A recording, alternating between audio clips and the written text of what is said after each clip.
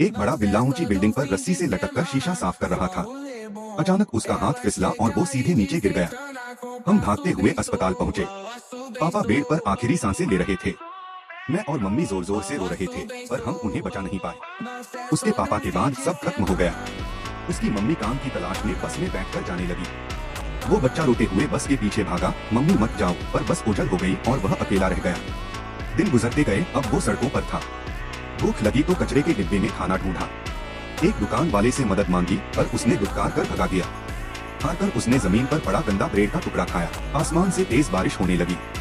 कीचड़ से सनी हुई अपने छोटे से टेडी बियर को गले लगाकर एक ठंडे पाइप में सो गया। अब उस टेडी के सिवा उसका इस दुनिया में कोई नहीं था। अगर कहानी अच्छी लगी तो भाइयों मेरे चैनल को सब्सक्राइब करें।